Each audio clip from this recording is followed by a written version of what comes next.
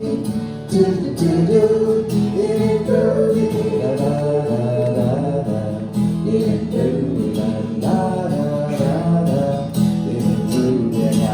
plans to do, no promises to keep. Dappled and drowsy and ready to sleep. Let the morning sun drop all its petals on me. Life, I love you, all is groovy, all is groovy, all is groovy. Slow down, you move too fast. You got to make the morning last. Just kicking down the cobblestones, looking for fun and feeling groovy, feeling groovy, feeling groovy.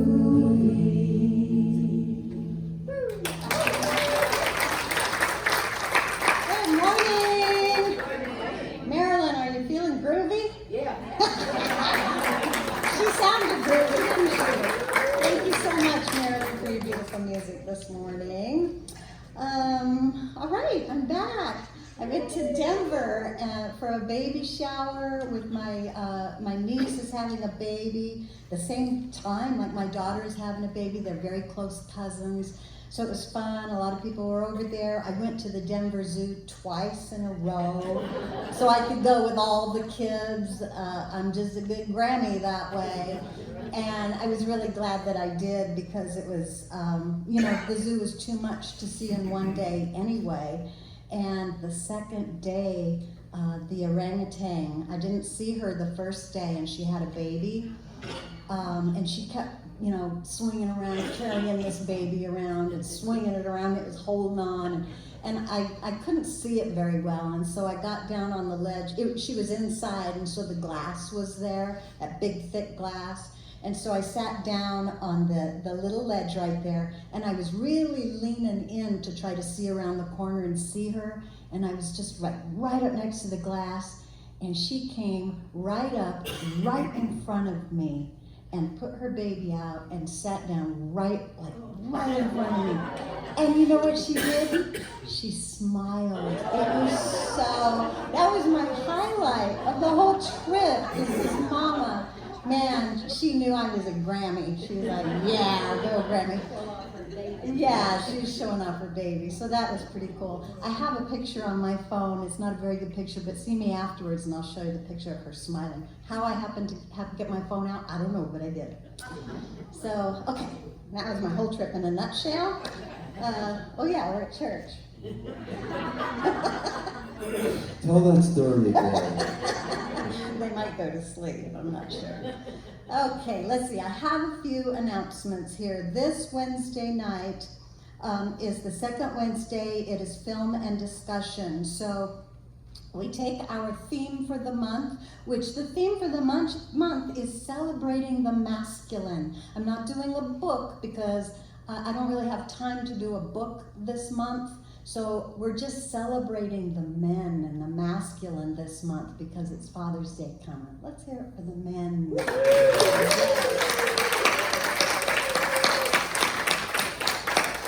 Thank you, CSL men. Okay, so we have film and discussion. We'll hook up some kind of a film that has to do with the theme. We'll watch it together and then have a lively discussion after that. That's the Wednesday night here at 7 p.m. Now, this is the truth, okay? We didn't give the truth last week and it was my fault. This Wednesday at 10 a.m. is laughter yoga. True. Is that true? I highlighted that for Mariah, and when I watched the video, I kind of smiled, but I felt bad for her that she was saying that. It wasn't true. But what I really love is she's just doing what she's told. Thank you, Mariah, so much. And she does a lovely job. Thank you, Mariah, so much. Thank you, Ellen. Is Ellen here for giving us the beautiful music and standing in for us last week, too? So Laughter Yoga, 10 a.m. Wednesday here. Next week is the third Sunday, potluck, and we usually have a workshop with Yolanda. But Yolanda is going to take this month off because we are going to be celebrating Father's Day, and we will have an outdoor potluck lunch for Father's Day for next week. So remember to bring your awesome goodies for potluck next week, and we would be looking for some volunteers that maybe could come a little earlier and put tables outside. So if you could do that, if you could see me afterwards so I know that we have that covered, that would be awesome. Okay, this is also exciting. CSL Men, this is your month, and we have a CSL Men campfire on the Grand Mesa planned for you. It'll be Thursday, June 20th, which you'll be celebrating the solstice up there. So it's just to gather around campfire for CSL Men from 6 p.m. to 8 p.m. But of course, you know, if it's going well, you can of course talk into the night. There's some flyers over there on the handout table, and on the back of the flyers, Roy went up, I don't know if it was yesterday, this weekend, or whatever, and found the area where he wants to gather, and the directions are on the page that's attached to the handout. Everybody understand that? So men, this is your time, okay? So pick up one of those and get together for the campfire. I have a lot of announcements here. This month also holds the 5th Sunday. So June 30th is the 5th Sunday, which we use as exceptional income. And so we'll share exceptional income on that 5th Sunday, but it also will be spiritual cinema. So we're going to show the movie The Shack. Yeah, I have not seen it, but it was recommended. And so if you'd like to know about it, Deanne actually is the one that recommended it, so you can ask her about it, but it also, I think I read the book, which was awesome, and then they made a movie. June 30th. Our next, thanks everybody for coming to our last date night. It was so much fun. We had a great time, and awesome ice cream from Nancy, and Rebecca made ice cream. We have another date night coming up for June. It will be the 28th of June. It's a Friday night at 7 p.m. And our music is from The Ordinary Two, which is a duo out of Cedar Edge. I have met them, and we've seen each other at open mic night, and I've seen them around being in the music together with them. And I found out that he is Diane Groot's nephew. He goes, I think my aunt has gone there. And I said, who's your aunt? And sure enough, so if you know Diane, that's her nephew. And so they'll be here. There's a flyer on the table about that. There's also a flyer for upcoming dates for the date nights. Whew, okay. I know, that's a lot, huh? My head hurts now, so just kidding. Okay, I think we are ready to speak our purpose statement together now. Let me just shake this out, okay? Go ahead and shake if you want. Like a duck. Okay, here we go. As an intentional spiritual community, the purpose of CSL is to be a living environment for individuals to realize that we are all unique emanations of God, the love intelligence governing the universe. We embody the truth of our oneness with God, and we consciously practice this truth in our everyday life. Through the exploration of new thought, ageless wisdom, and the energy of unconditioned love, we are dedicated to individual transformation and to being a beneficial presence in the world.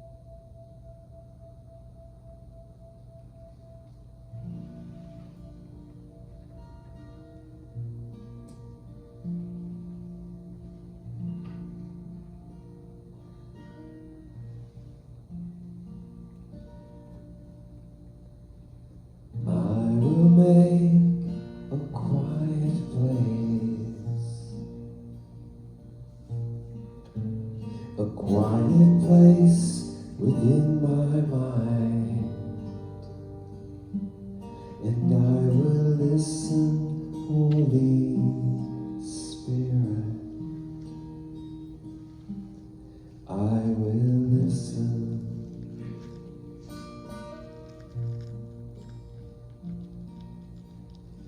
I will make a quiet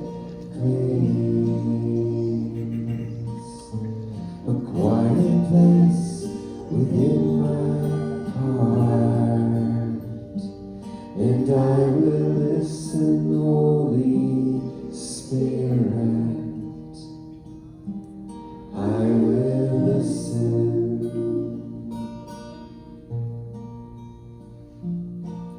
Be still, my soul, be still. Be still, my soul, be still and know.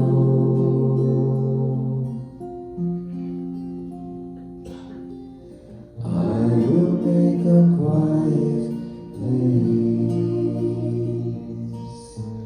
quiet place within my life, and I will listen, Holy Spirit. I will listen.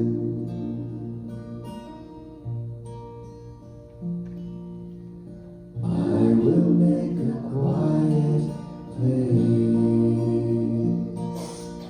I will make a quiet place. I will make a quiet place.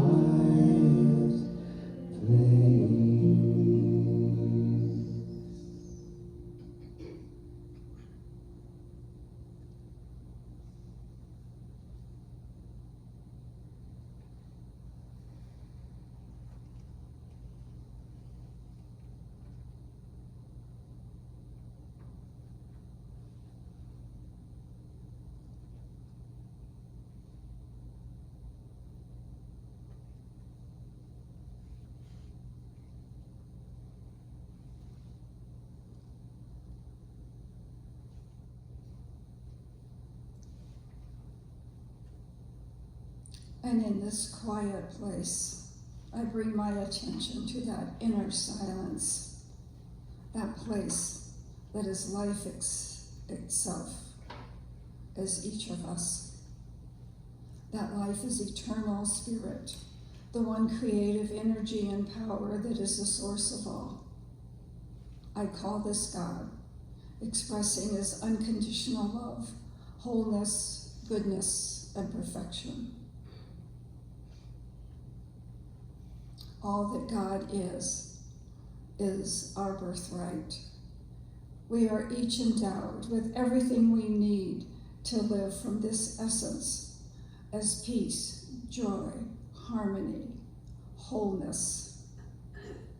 We are each an individualized creation of spirit, and we are each united with the other in this allness of God. And I declare that we choose anew each day to see ourselves as powerful spiritual beings, fully aware that we are blessed by God in every way possible. I accept for each of us an expanding awareness of our higher consciousness, the freedom to live fully from the goodness of our inner essence. Divine wisdom guides and directs us as we follow our highest vision for ourselves.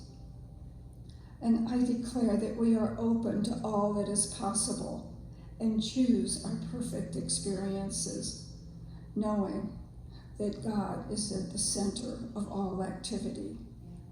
We express life from a place of compassion, love, peace, joy, compassion, and empathy for all. We create a world that is a reflection of our inner divine nature, recognizing the divine in each other.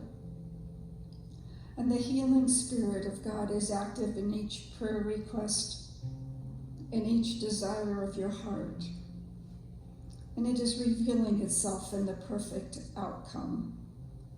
Each person is divinely guided into the perfect solution, activity, or situation that fulfills the highest outcome for all.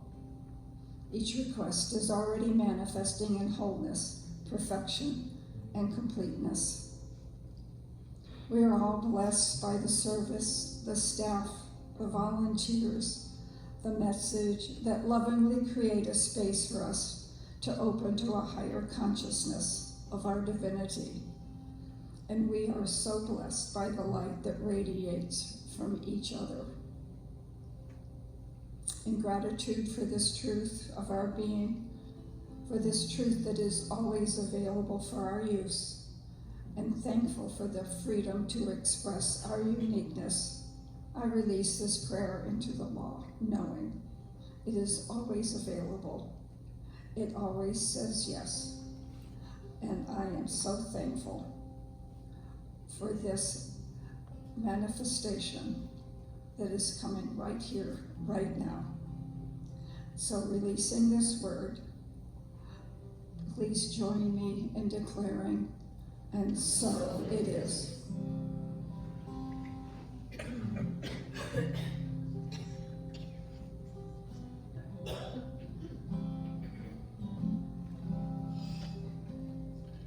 Get ready, my soul. I'm diving in. Get ready, my soul.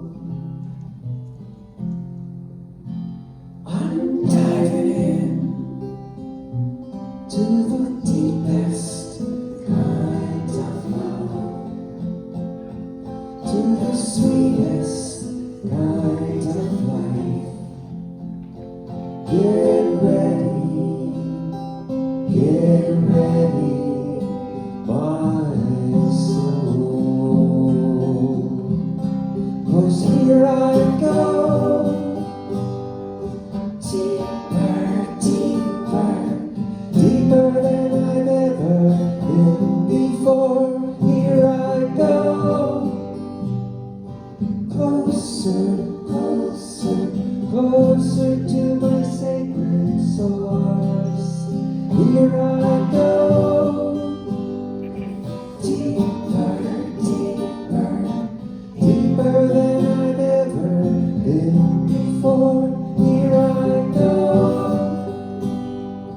closer, closer, closer to my sacred source.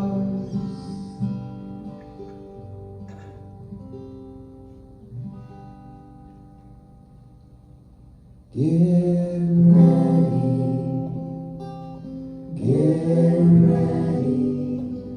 my soul.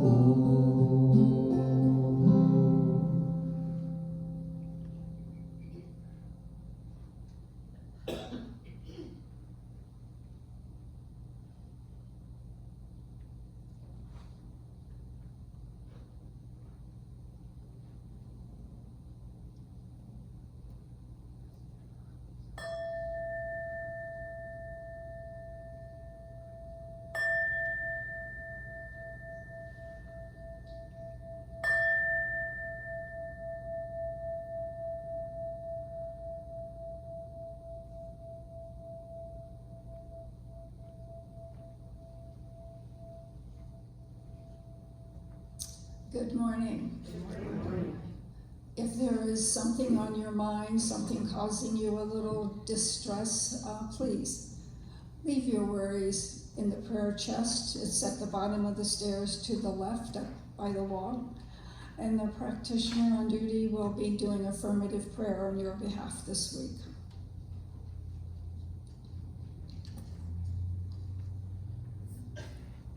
A man who feels safe and secure in his masculine energy is magnetic, as he doesn't need to prove himself to the feminine, to other men, or his father. His energy speaks for itself. And from Martin Luther King Jr., the ultimate measure of a man is not where he stands in moments of comfort and convenience, but where he stands at times of challenge and controversy. So I love telling the story of this next song that I heard from Sting, the rock artist whose song it is. He was telling about the song, and he said he was in Barbados and at the beach, and from the local surfers, he was understanding how the waves actually come in groups, and then it's sort of calm. That's when you would paddle out if you could, and then there's another group, and they're in groups generally of 7. And the local surfers were explaining that usually, as the set of 7 waves is coming in, you would hopefully ride a wave in, and if you have it by the last and 7th wave, which is usually by far the largest, then you would be in the wave that has been broken farther out and larger and get sort of munched by it. So Sting was likening the 7th wave to the power of love and saying that ultimately love will consume all things unlike itself. So here is his song, Love is the 7th wave.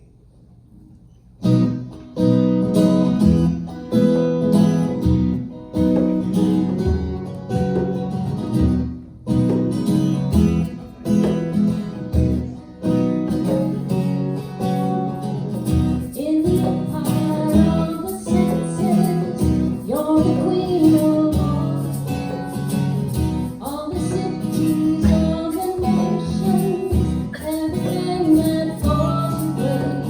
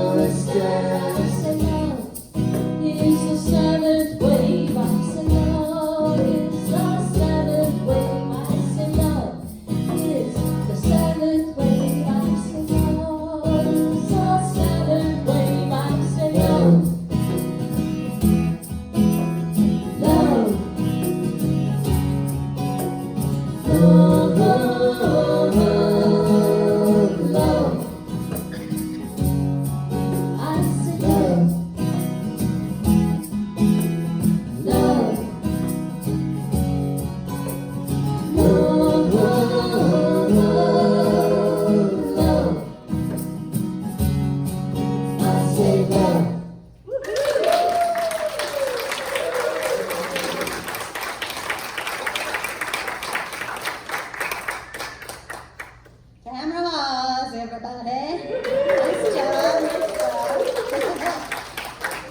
All right, so let me set this up a little bit. We have a video today, and it is by Reverend, I have Reverend, but it's probably Dr. Reverend or Reverend Doctor, however they say that, or Doctor, I don't know.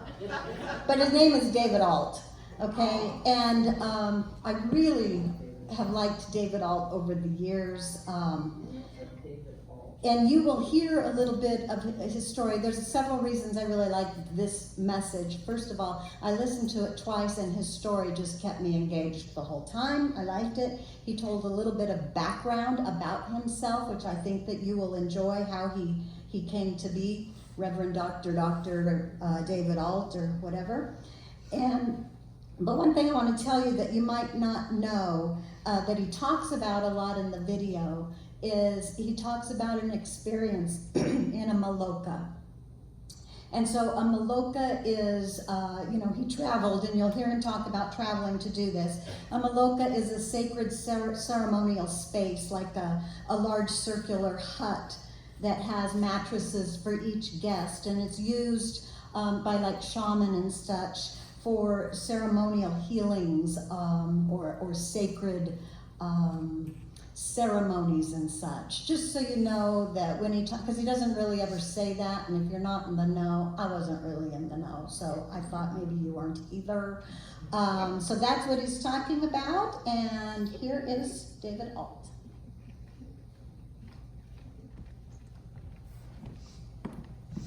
It was a Sunday, just like this kind of Sunday. It was behind a pulpit, just like this pulpit, where I was in my long-running tenure at the Center for Spiritual Living in Atlanta.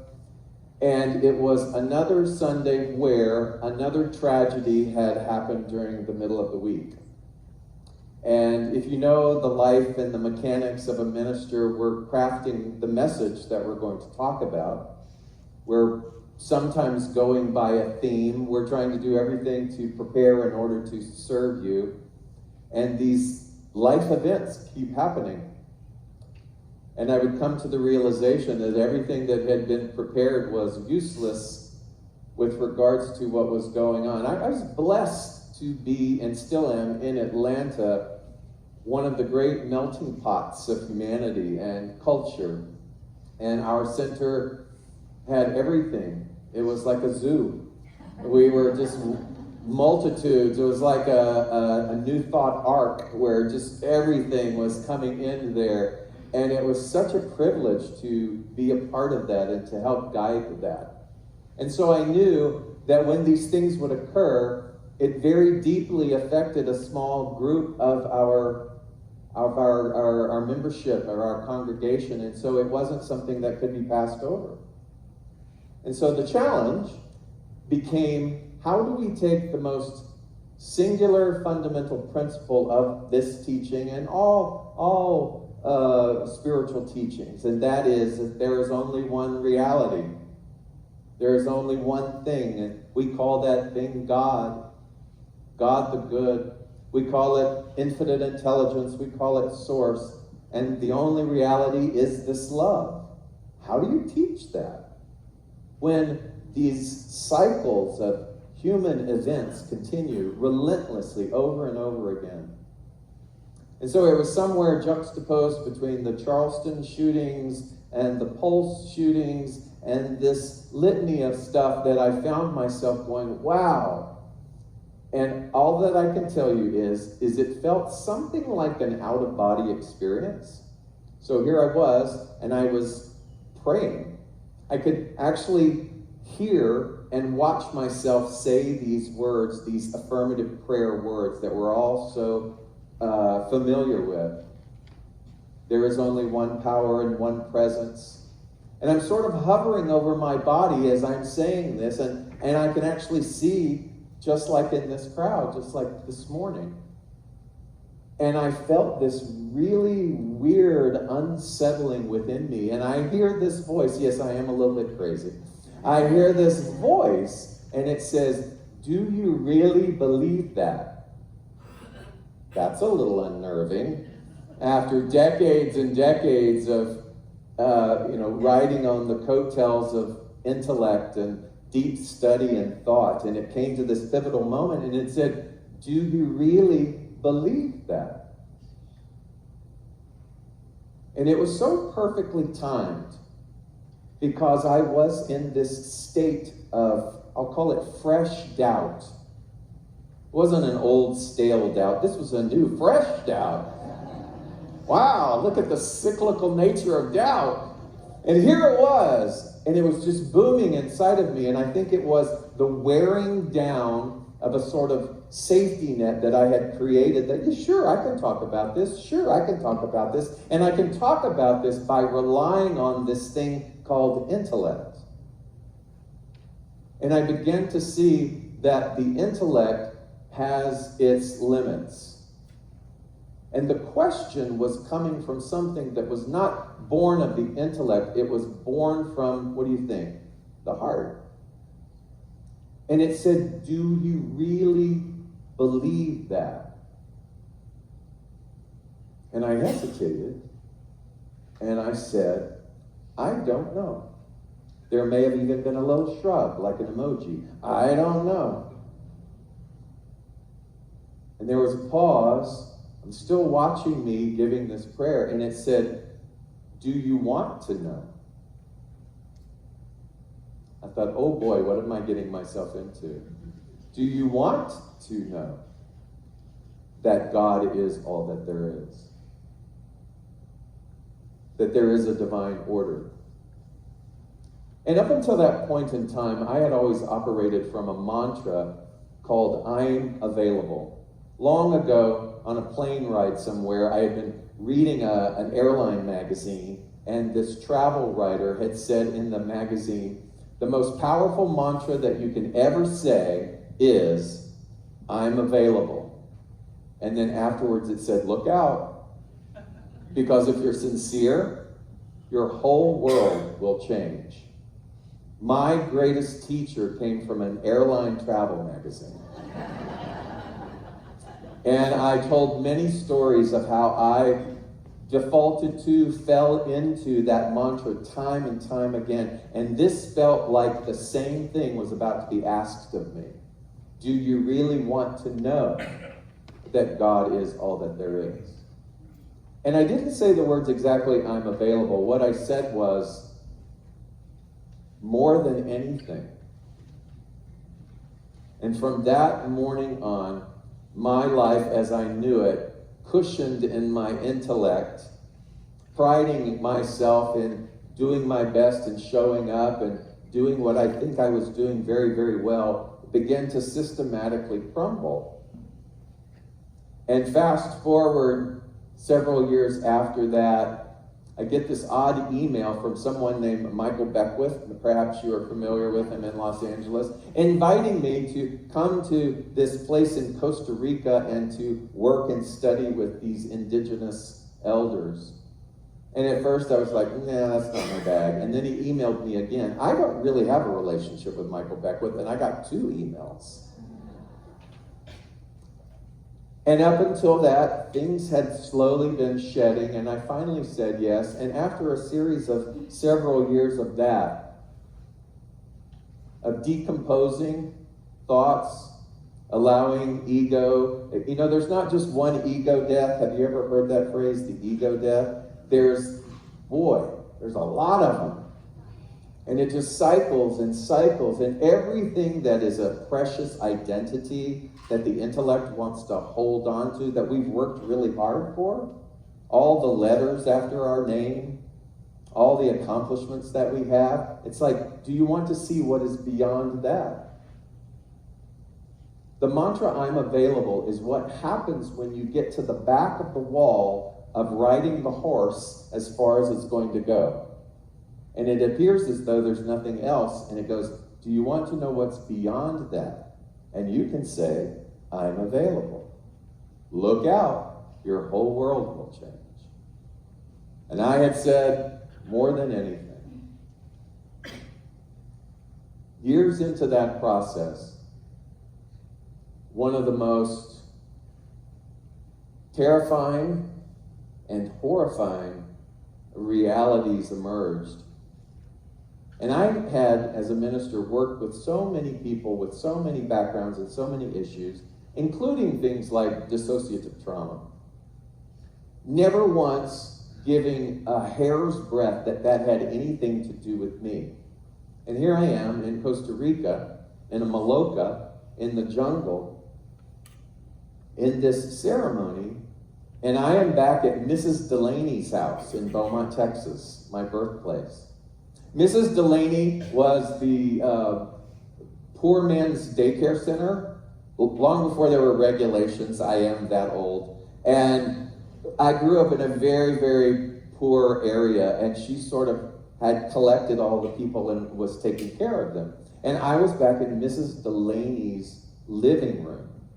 From the time of my infancy to right before I started first grade, I would walk the block to Mrs. Delaney's. Even not as an infant, someone would carry me. But when I could walk, I was going there. So it was like a second home to me. And I was there, and the details are not important, but I will just say that there was quite a bit of violence, quite a bit of abuse, and I was experiencing it in real time. I couldn't see the face, but I was experiencing it in real time, and I willed myself out of the ceremony. I willed myself out of it. It was so horrifying and so shocking. And the instructions were that if you needed assistance, you come to the shaman in the middle of the maloca, and they will assist you. And I went up, and he was working with somebody. And someone asked, David, are you okay? And I said some things, and they suggested that I walk back to my little mattress and to ask the all if what I saw was real. My intellect was so wrapped up still in wanting to make sure that it wasn't imaginative. I wanted facts. That I went back and I laid down, and one of the assistants at this beautiful, beautiful healing place came up to me as I was groggily walking, and she said, David, I just want you to be aware that Galaxy is in your bed. Galaxy was the dog on the property in Costa Rica. She was neither mean nor friendly. She was zen. She was a black female lab. Everybody, of course, wants to go and pet Galaxy because she's so magnetic. And she just is non-responsive, staring off into space. She's working. Don't bother Galaxy. And of all of these people, almost 90 people in this maloca, she had walked in during ceremony and gone and gotten into my bed. And I said, what am I supposed to do? And she said, obviously she's there to work with you. So just be mindful when you lay down. Many of you probably sleep with animals. They take over your bed. Galaxy had taken over my bed, so I'm like scooting in, and I'm in this, just my heart is pounding. I can't believe what I've just seen. And I closed my eyes and I said, is this real? And at that moment, Galaxy took her head, laid it across my chest, and my entire heart burst. I was in my late 50s, and decades of grief and things locked in from self-preservation were unleashed like a fire hose, all in that one single moment, and I could not contain myself. I was beautifully assisted, and all that I know is that hours later, when I came out, I felt as though whoever David was not the same. I was raw. I came back to Atlanta. I had no resources other than a few trusted friends that I wanted to talk about these things with, and I did, and they were beautiful and they were supportive.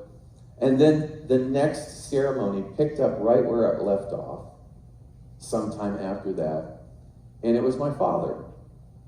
I had no idea. I had painted a picture about my father. I'm the baby of the family. And it wasn't just me, it was all of my siblings. I had a brother who was a professional baseball player. He was signed to the Toronto Blue Jays, and he was in the opening franchise when they had their first opening game. He made baseball history by hitting 2 home runs in the opening game of a beginning franchise. He was on the cover of Sports Illustrated. He was the brute man in Canada.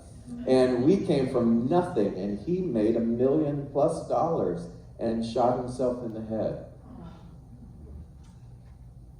And other similar things with all of the rest of my siblings. And here am I going, why? What am I supposed to do with this? Do you want to know? More than anything.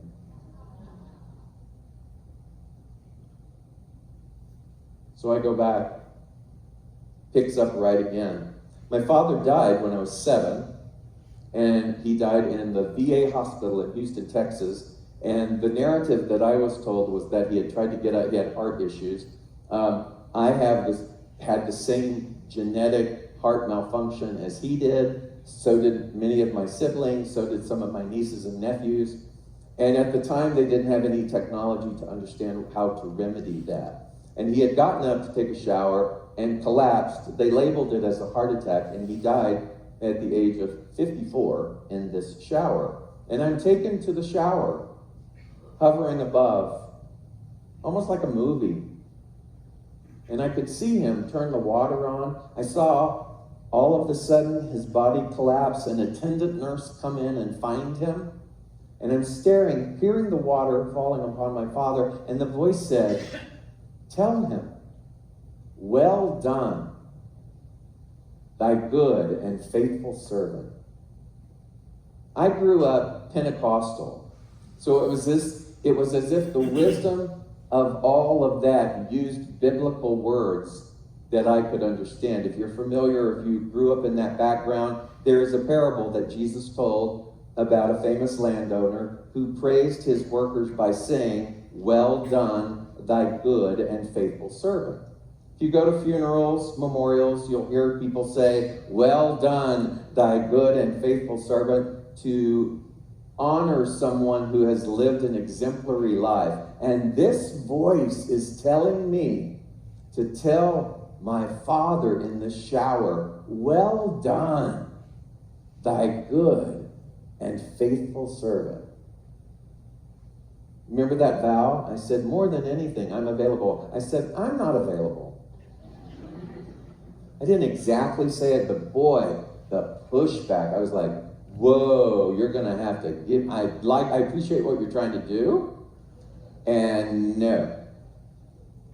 And it was like, I was willing to stay stuck. I mean, it just felt too big of a leap. And there was a great persistence, and it said, "Tell him, well done, thy good and faithful servant."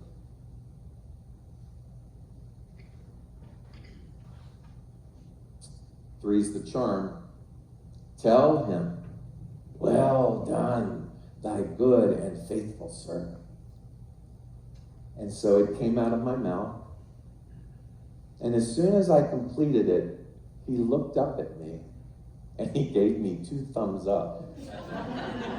And he said, "You got it." And I said, "Got what?" "You understand. Nothing is as it seems." The biggest perpetrators of our grief are there to assist on this inexplicable soul journey. And in order for us to bring validity and integrity to a non-dualistic principle that says the only reality is God, how are you going to jump from the intellect to the heart and fully embody that? Because it's one thing to memorize something from a book. It's one thing from someone like me to have heard it from a lineage of teachers, to espouse it, to ride that horse as far as it's going to go, and then, "I don't know about this. Would you like to know?" More than anything. Here's one way. Are you able to see him as a divine teacher, as a gatekeeper, if you will? And the pieces of the story go on and on and on. In fact, that intellect of mine, that engineering mind, still doubted whether or not I was making all of this up.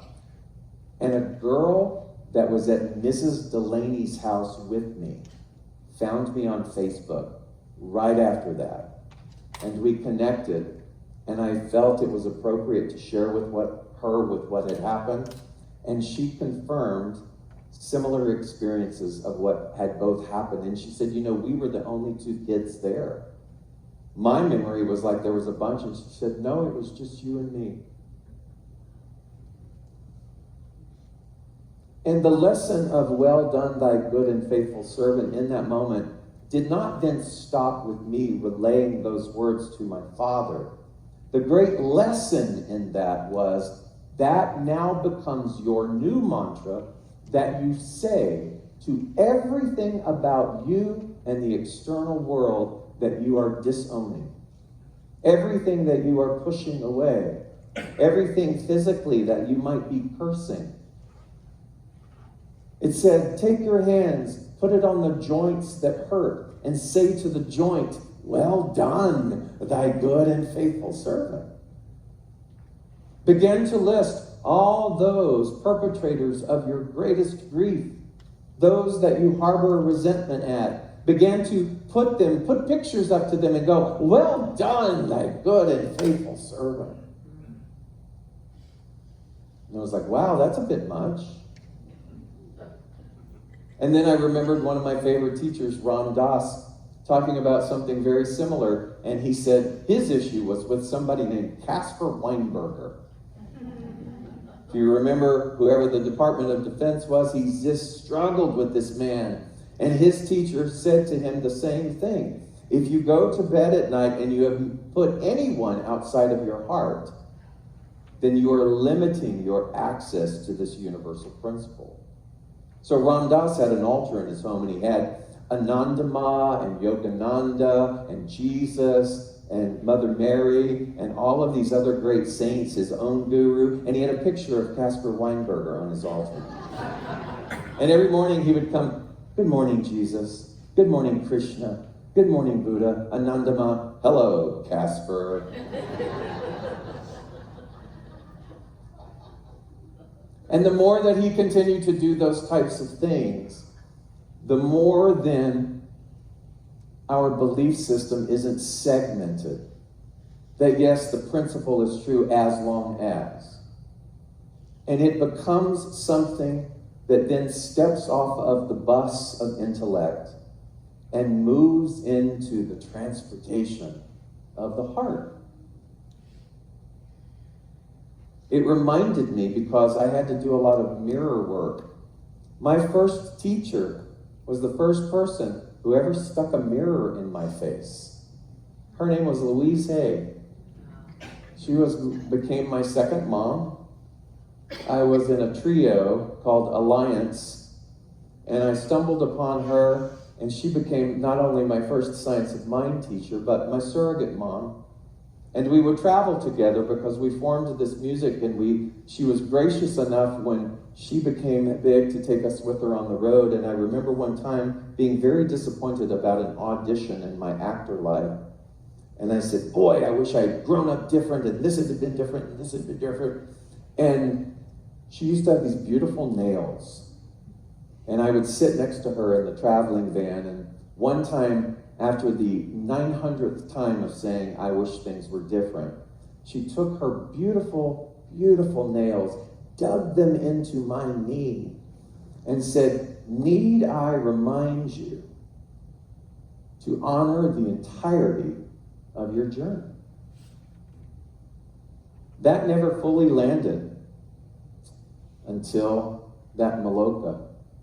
And I began to see there actually is an intricate divine order. And if we are willing to say, I'm available, it will take us to points unknown. And it will ask us to practice over and over and over again. well done, thy good and faithful servant. And I want to ask you this morning then, if you would close your eyes with me as we end this prayer. Let's make it personal. Let's take our hands, and if you want to place them on your heart, if you want to place them somewhere on your body that perhaps when you look in the mirror, you make some derogatory statement. You can touch that part, one hand on that part, one part on your heart.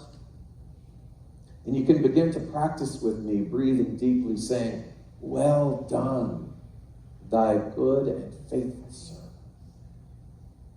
Well done, thy good and faithful servant. Draw to mind someone that you're in conflict with. Are you available to use our shared fundamental principle in looking at them and seeing the perfection of this karmic relationship? Could it be possible that things are not as they seem, and that they are a gateway, a portal, to bring us to an altar of practice where we can begin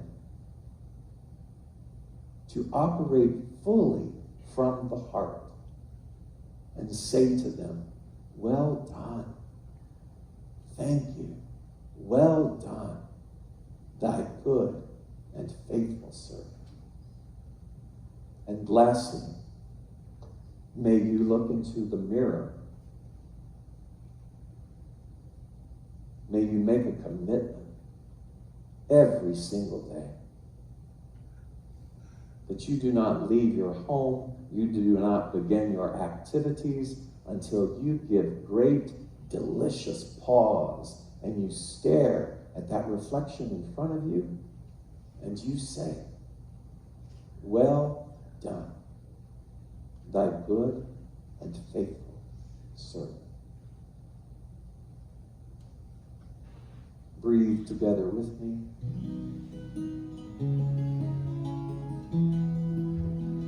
And so may it be, so shall it be, and so it is. God, you are every mountain. God, you are every ocean. God, you are every canyon, every inch of earth and sky. God, you are every morning. God, you are every midnight. God, you are every moment, every second of my life.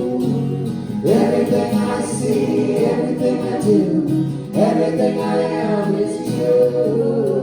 Everything above, everything below, everything I know is you. God, you are every sunrise. God, you are every moon glow. God, you are every star shine, every inch of earth and sky. God, you are every springtime. God, you are every snowfall. God, you are every season, every second of my life. Everything I see, everything I do, everything I am is you. Everything above, everything below, everything I know is you. 'Cause you are the very breath I breathe, and your perfect love created me. Everything I see, everything I do, everything I am is you. Everything above, everything below, everything I know is you. Everything I see, everything I do, everything I am is you. Everything above, everything below, everything I know is you. Everything I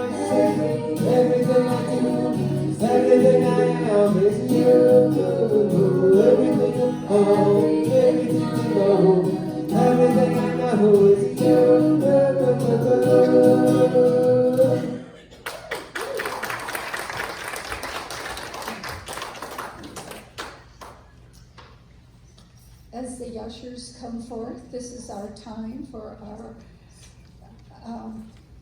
spiritual participation in the law of circulation. So as you take your tithe, your gift in your hand,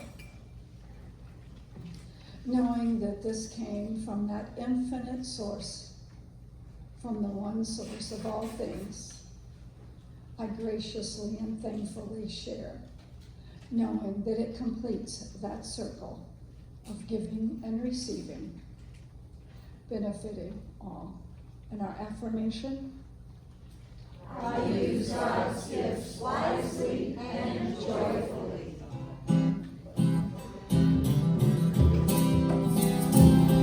Don't worry about a thing, 'cause every little thing is gonna be alright. Don't worry about a thing. Don't you worry about a thing now. Every little thing is gonna be alright. I rise up this morning, smile at the rising sun. Three little birds reach by my doorstep, singing soothing songs, memories pure and true, saying, this is my message to you. Singing, don't worry about a thing, 'cause every little thing is gonna be alright. Don't worry, singing, don't worry about a thing. Don't you worry about a thing now. Every little thing is gonna be alright. Every little thing is gonna be alright. Every little thing is gonna be alright. I'm grateful for these blessings. They go forth, blessing our church, our community, and our world. And so it is. Thank you, Lou, so much. How'd you like David Allen? See, third time I've seen it, I was just like, so good deal. I want to remind you about prayer requests. So the prayer chest is located in the lobby. You just go down the stairs and to the left. There's prayer request forms asking who you would like prayer for. It's okay to ask for prayer for you, for someone else, and the good that you desire. And then our dear friend and licensed practitioner, Lou Kunzelman, she will gather those up, take those home, and on her own spiritual time, she will pray for the whole week on your behalf. So that is a pretty good service that Lou volunteers and does for us here. She's been trained in spiritual mind treatment to know that that truth or that good that you are asking for, that you are wanting, is already within you. It's already a part of who you are. It's available. Are you available? Let's hear it. I'm available. Watch out. Okay. So thank you, Lou, so much for your service to the center. We appreciate you so much. So we're ready to claim our good together. So here it is. Ready? All together now. Here we go. Today I recognize the presence of God in everything I see.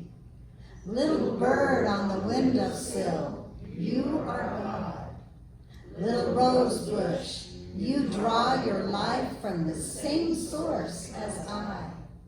I am immersed in spirit as fish lives in water, and so it is.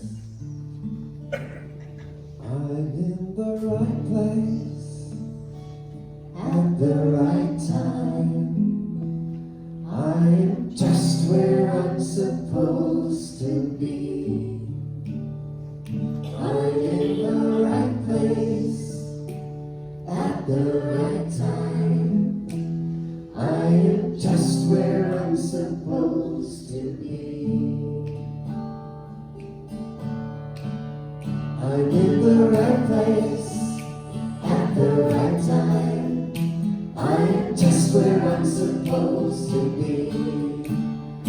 I'm in the right place at the right time. I am just where I'm supposed to be. I'm in the right place at the right time. I am just where I'm supposed to be. I'm in the right place at the right time. I am just where I'm supposed to be. Oh, my soul is welcome here. Oh, my soul is welcome here.